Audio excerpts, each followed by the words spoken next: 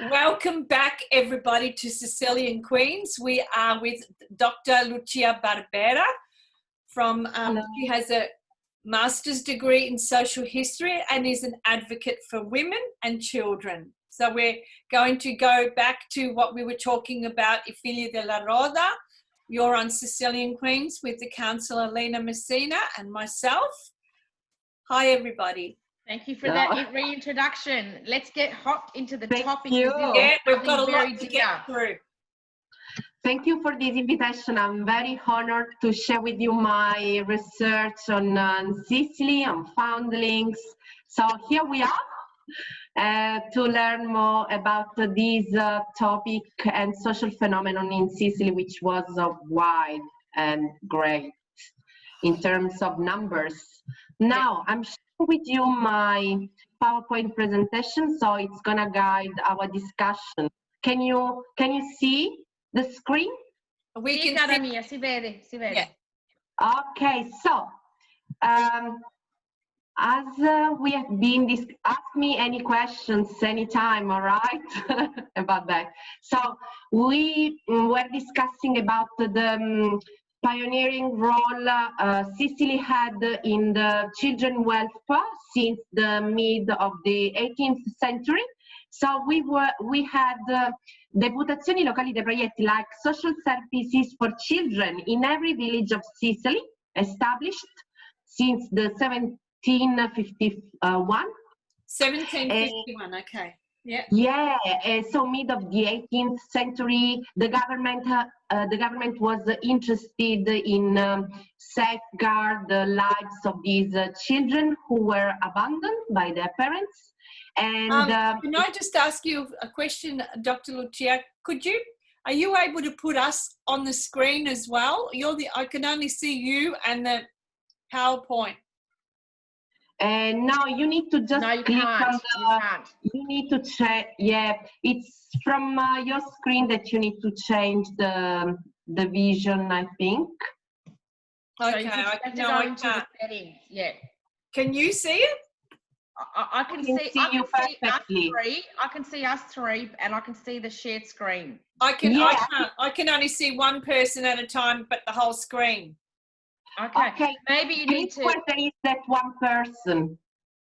Click on the window which appears where you see just the one person. And expand it. Yeah. Lamia. I think you should do that. Yes. If you just click on the window which appears and you see just one of us, you can change the layout. Oh, that's better. Yeah, there you go. All right. Okay, yes, cool. I can see you now. I was getting lonely. Oh, lonely. So, okay. Yeah, so thanks to this interest of the government, remember there was the Kingdom of Sicily at that time.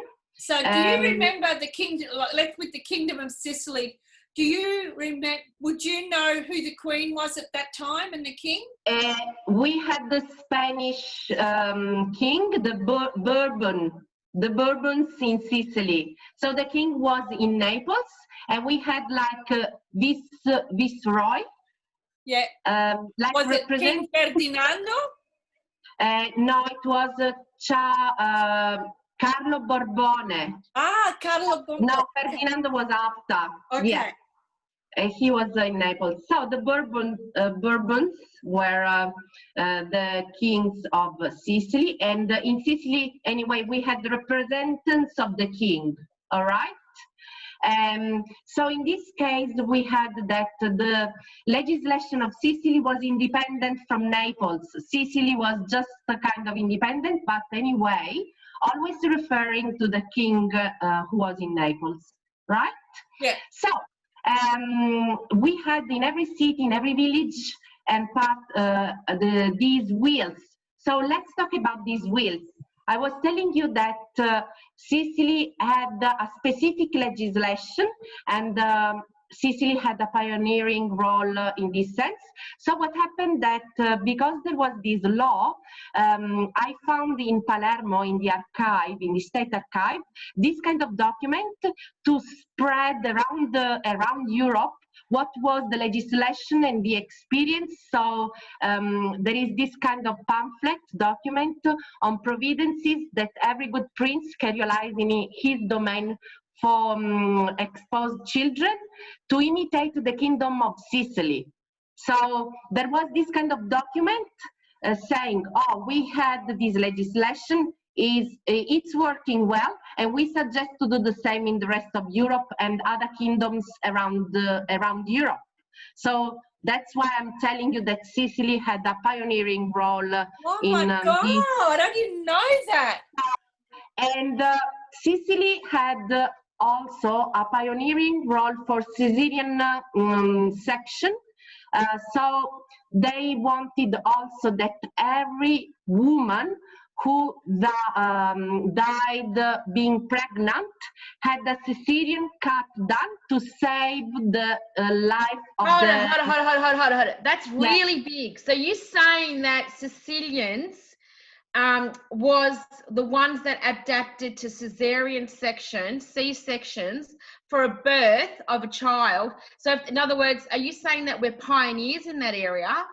Even in that, there was this kind of legislation, a public law to make compulsory the cesarean cut for any dead woman who was pregnant to save the life of babies inside the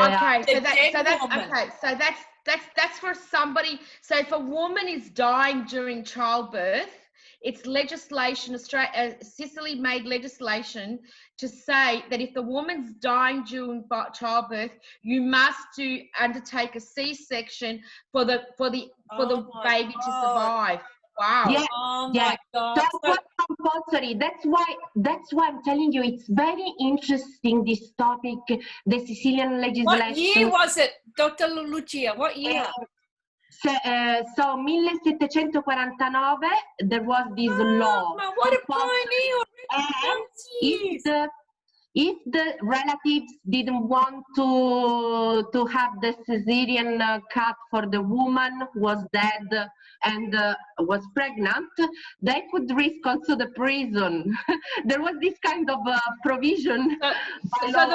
Allora, scusa Lucia, la donna deve essere morta, scusa come si dice, prima che si può fare questo cesarean section. Okay, so the woman had to be basically declared dead. Yeah. And so to ensure that the embryo, well, the baby, the fetus was alive and continued, they would then undertake the cesarean section. Okay, and and the family said no, they would go to jail. Wow. Okay. Yeah. 1750. 1749 it was compulsory from that moment. There was già la civiltà. Yeah, unbelievable. It was just shocking to me to find all these documents, these laws related to Sicily at that time. And anyway, this interest, this kind of sensitiveness, would you say that? Yeah. Absolutely. Yeah. So then I'm showing here all the documents related to this kind of topic in Sicily. All right, so Spedali per Trovatelli, remember Spedali per Trovatelli were called brefotrophi. We talked about that. Brefotrophi, sì. Yeah, like the orphanages for newborn babies. And we had those in the main cities in Sicily, Palermo, Catania, and Messina. And then anyway, there was a building with a wheel in every little village, almost all the other cities and villages. May I ask you a question, Dr. Lucia?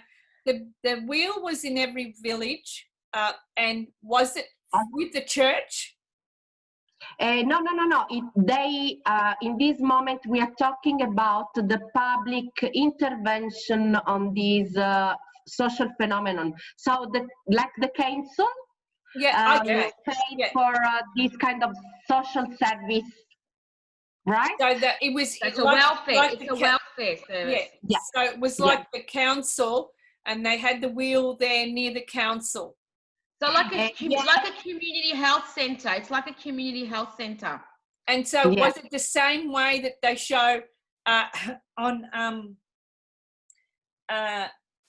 what is it, Angelo Coniglio's, where like that one there? Yeah, that's right. That's right. Where they had, where you put the baby in the basket and then you pull the cord. I'm going to talk about that now. I'm going to explain how it worked. Okay. So just the wheels, where in every village there was always a woman. I'm going to explain to you about her role. And they called her a rotara? Did they call her La rotara? Brava, brava. So now, this is a rare picture of the wheel. Oh my God. Of the It gives shivers down my spines, Lina. It looks like an oven, doesn't it? It was there was a wood cylinder inside. I'm going to explain to you and show how it was. So according to the documents, the babies anyway were just put there and then anyway welcomed inside from the person who was in charge of the welcoming and then of the babies. And I'm going to explain to you what was happening when a baby was found abandoned there. So from Angelo Coniglio's website, I think I found this kind of photos which are interesting to know more. So following a striking sequence of some screenshots from the movie Anthony Adverse of the 1936, there is here the functioning of the will in the disposition of an abandoned children. So here a father lifts the bundle. Can you see here? This movie was set this scene in Italy. So because in Catholic Europe in Italy, the wheels were very popular. So here we were in a convent. There was here the bell, the linkage to the doorbell, and here you can find the rotating drum set in the wall. So the sequence was this. He lifts here in this scene the bundle, as you can see, and then the infant in the wheel, and then he rotated the wheel, and then he rotates the wheel, and then he closes the wheel after the abandonment, and then to alert La Ruotara, the wheel keeper. He rings the bell from, as you can see from the picture, and then in this picture, the second one on the right, you can see that he runs away, not to be seen. Now, is that now when we talk about the gentleman that was leaving the baby, is that necessarily somebody associated with the family or the mother? No, it could be any stranger. Not at all. What I found in the documents is that, for example, there were people paid from the councils for doing this. For example, from the countryside, there were women called the bastardare because they were carrying to the city the bastards. That was the name given to the unwanted babies because born out of wedlock. And so bastardi was the name given to these poor children, illegitimate children, and there were women paid for doing this job, carrying babies to the So I've got a question. Those children, if they grew up in that place and in that town, they were given a certain name, weren't they? Yeah, we are talking about that. Okay, absolutely. So they grew up in that town. And what hope can that child have to grow up? They were already named bastardi anyway. They were known. Anyway, there was this kind of stigma, social stigma. That is why, from the countryside anyway, they were abandoned far away, where there were the wheels, far away. Even if there was a wheel in the village, anyway, to avoid this kind of social stigma, they were abandoned far away in the city, for example, or in another village where there was the wheel as well. And so La Ruotara, as you can see here, there is a nice picture I found which explains what was inside. Usually, La Ruotara was also, how do you say levatrice in English? I don't remember in this moment. Midwife, yeah. She could be a midwife as well, paid from the council anyway. The mistress of the will, according to the Sicilian law, she had to be a femina onesta, honest woman, approved by the local parish priest, responsible for the first care and assistance service. She was the mediator with the public institutions in charge of the children support. So, according to the Sicilian laws related to this period we are talking about, so children were supported by the public system until 5-year-old for the boys and 7-year-old for the girls. There was this kind of support. Now and then what happened? And then what would happen? I'm going to explain to you that if, for example, the people who got in charge these babies for fostering care, you know, there were women then from the countryside, the wet nurses, le balie, who were paid, usually women from the countryside, still having breastfeeding. Because I was going to say, Lucia, up until 5 years old and 7 years old, that little baby is going to need milk. It's going to need to be nurtured. So it would have to be given milk, because breast milk, because in those days they didn't have any milk, powdered milk or bottles or anything like that. So they would have had someone in the town who would have had a baby at the same time, nursing and feed that baby at the same time. Is that so? Yes. Yeah, and some had constant milk, like some of them were the womb, right? So a woman can be lactating for a number of years. It's just as long as she has that process happening in her body to lactate.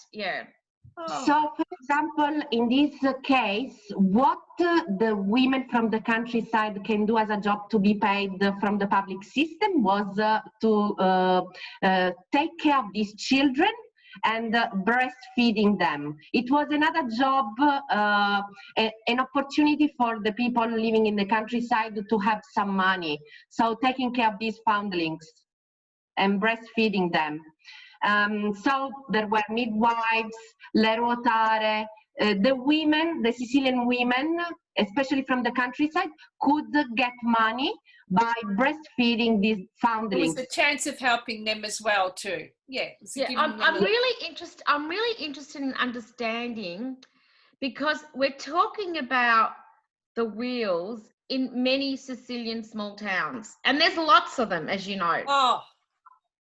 And every council at those small towns had a social service network that would facilitate assistance for these children. And my question is how many? Like, would it be one a day? Would there be one a week? One a month? Or what was the statistical data in terms of how many would be going through those doors on average? Did you say on the last, I think Dr. Lucia said there was nearly 1 million. How many did you say? Thousands. If we go back, excuse me, I'm telling you that the 19th century was also known the century of foundlings, because we had 10 million children abandoned. So increased at the end of the 18th century, reaching the maximum level. But that's all of Europe. That's all of Europe. That's not our Sicily. So my question is how often do you think would there be one a day in the city? Not at all. I can tell you about Messina, the breakthrough of Messina, which was the main one and the one I studied. For example, in one day, you could find 4, 5, 6, even 10 cases, because there were recordings. I'm going to show you. Okay. For example, this is an example of recording book from the 1842 to 1854. So every baby was recorded in books like this. So, for example, for one day, you could find 5, 10 cases, 3, 4, 5, even 10. You know, So Dr. Lucia, even though they had 10 a day and they had 10 of those children and they put them in there, how can they, if they wanted to go back and find who their parents were, how could they find them? You know what happened? That, for example, there's no documentation. Yeah, you know what happened? There was no document. It could be possible that the parents could go back and showing a signal left with the babies. But you know, they had to be lucky to find the baby alive, because many of these kids, many of these babies died. There was also a very high mortality. But what happened anyway, you can see here that, for example, a signal could be a polizza, so information about the christening of a foundling. And this was found by me in the books, many books that now are in Messina in archive. So what does it say? Could you read it to us? Yeah, il presente neonato, so this newborn, è stato da me parroco battezzato, was christened from me as a parroco, priest, yeah. In this parrocchia, in this church. Yeah. And the name given to this baby was Gaetano. So. I have another question. Scusa Lucia, c'è un'altra question. So, you see, as you know, my nonno is a foundling child. Okay. Yeah. That's figlio della rota. So my question to you is: so I think I'm from my nonno is from Licodia, but it might appear that he may not be from there. He might have been given up in Caltagirone, for example, or Taormina, and brought to another city. So, what was your grandfather's surname? Mazzola. Giuseppe Mazzola, but that's adopted. That's his adopted parents' surname. Okay, I was just asking that because then they changed the last name. Anyway, any given name, even if there was a document like this, then was changed by the system, changed the children names, as well as they gave a specific last name, an invented one. Yes. So babies could be found with some of these documents where there was the mention of the battesimo, christening, or the language of the abandonment could be like half of a medal, half of a card, playing cards, or is left, or even jewelry sometimes. And in this case, maybe the baby was coming from maybe a relationship between someone who was anyway poor and a noble man. Yeah. And there was, you know, there are it's like a romantic love story, isn't it? Yeah, you know, now I'm sharing with you what I found for Messina in the records of these babies. We don't have like jewelry anymore left, but many cards of saints or specific. I could find also some hair of a baby of the end of the 19th century. So the signal was that this baby was found with some hair. So the parent that maybe in the future wanted to come back could say, on this day, at this time, at the will of Messina or anywhere, I left my baby with this kind of signal. And because there were records of every single baby in every single moment. Then they looked and they could find, oh, this baby was found with some hair. The mom is saying this, so here we are. All right. So if the baby was alive, they would have been give back the baby to the parents. Oh, so wow. as you can see here, these are the kind of signals that I could find in these records of the brephotropy of Messina. So if I make it bigger, I don't know if I can. So as you can see here, I could find this image of the Virgin Mary. And then, for example, this baby was found with this kind of a little pocket. And then there was like this lace. So maybe this little pocket made of fabric was around the baby neck. And inside there was a message and this little picture and then a piece of fabric. In fact, as you can see here, for example, I wrote down what was the record for that baby on that day. So number given to that baby was 71. Il giorno 28 del mese di febbraio, on the 28th of February 1877, when 8 a.m. this baby was abandoned in the will of Messina. So actually he arrived on the 27th at 6 p.m. and then was recorded the following day. Circostanze dell'arrivo. So how was these children abandoned to this brephotrophy? From the will. So here they recorded everything that could be the signal for that baby to be recognized afterwards in the future.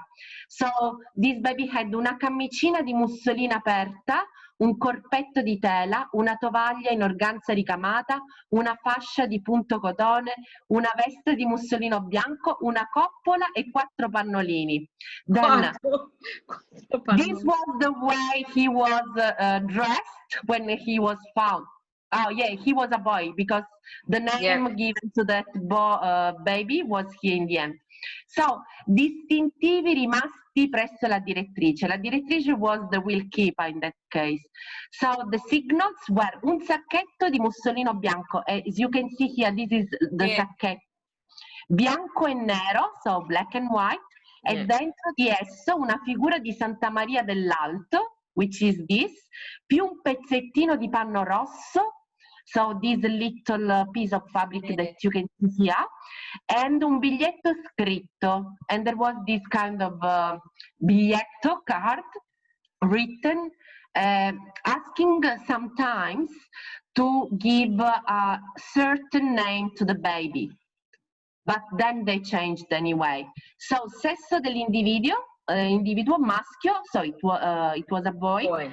Età apparente, so the age, apparently he was 27 days old. Oh my God. That poor mother. I'm really curious, Lucia. Was there any statistical data during your exploratory, your thesis in relation, or as a doctorate, in relation to how many children actually were reunited with their families, or how many actually did go and find their biological parents? No, I didn't look at this aspect, but by reading these stories and these records, it was not so common that parents went back. I didn't think so. I'm Dr. Lucia. I'm like, my mother heart is torn. It's ripped to think about that baby's a month old. It would have been fed by its mother every day. Yeah. Looked at its mother every day. That mother, what she would have had to go through to give that child up. And then, I mean. Of course. And when they came back, they didn't find the baby alive. So the hope to find that baby alive was very... Yeah. So in fact, as you can see here, on the same record, on the same page of this baby, we have atto di morte. So Sì, the morì, doctor ha morto il è bambino. morto. So he died in Savoca. Savoca is a city near Messina. And you know Savoca is where they did The Godfather. When they did The Godfather, right on the hill, the church on the hill. Now, you know why he died there? Because there was a wet nurse from Savoca who got this baby from Messina. So while this baby was in foster care, he died. He died very young. Yeah, yeah. So he died on the 7th of June. So he was 4 months old. So he did live for an amount of time. Yeah, because there was this woman from the countryside looking after him, breastfeeding him, and this woman came from Savoca. So we've got another 5 more minutes with this one, okay? And then we're going to have to go off and get on to the next video, all right? Yeah, no worries. Oh my God. My mother heart is like, I'm broken. You know what I think about? I think about the desperation of the mother. Yeah. And, you know, she's giving a baby away after 30 days. What her mental health was like, what, you know, and I wonder, did she stop lactating? Was she able not to afford? Mainly, so many. Nino, mi porteresti il quaderno, il libro e tutto quello che c'è là? Sorry, I had the battery, it was low, quindi, yeah, but anyway, it was like heartbreaking, everything, every story was heartbreaking. For you to find it, you found all this information, so for you it would have been worse because you're telling it to us. You're telling us a story, but you were searching for this. Yeah. You were researching this. So you would have had to stop how many times and gone for a walk, or you? It was it was touching. Every story was very touching because most of the times when the parents came back, they had to explain the reason why. And sometimes I remember stories about women saying, oh, my husband was imprisoned, so I didn't know how to, you know, keep this baby. Yeah. So abandoned this baby. So there was another story where someone breastfeeding a baby needed money, so she offered herself, because she could breastfeed, to be the wet nurse for the newborn babies living in the brefotropio. So because there was foster care, so wet nursing from the countryside, but there were also the internal ones. So the ones inside the hospital. So there were women, this story, where this woman left her daughter with her sister to go and breastfeed other babies for money. And then come back for money and come back. What happened, and that was heartbreaking for me, that I could find everything written and proprio documentato, that this Balia Interna, this wet nurse who was working then inside the hospital, found that her baby, who was left with her sister, was abandoned by her sister in the will of Messina. So she said, this is my baby. So she found her baby abandoned in the will, and she was just so saying the story because she recognized that that baby abandoned on that day, it was her daughter. In that case, there was like the reunion, and there was this kind of story. Oh my God. We're going to have to get off there now and get on to the next one. We'll go on to the next video. Or, for example, women who had relationships with priests, who had babies. Then I read a story where a woman. Can we go on to that one, on to the next one, and talk about that story with that? That's like really interesting. Oh, thank you, Dr. Lucia, so much. This is like very education. I don't know about you guys or about people that are listening into this episode of I Figli della Roda by Dr. Lucia Barbera. I don't know about you, but for me, it's touching because I've got 4 children and I've got 4 grandchildren, and I couldn't even imagine giving up one of them. And even at the hardest times of your life, you know, there were times were very, very hard. So if you find this story that touches you, or you know anyone about it, please let us know. We'd like to know if your family's been affected by it, you know, out there. Yeah. Please let us know. We would like to. I have a different emotions at the moment, but I'll talk about that in the next episode. I want to talk about your grandfather when we can. Yeah. That's the next one, because your grandfather, as I said, is very, very, this is why we did this, because it's more touching your heart and your family and your life, and what a man. So thank you everybody for listening into Dr. Barbera, Lucia Barbera, Lina, Messina, and myself. We'll see you on the next one. Thank you everybody for listening into this one. Bye.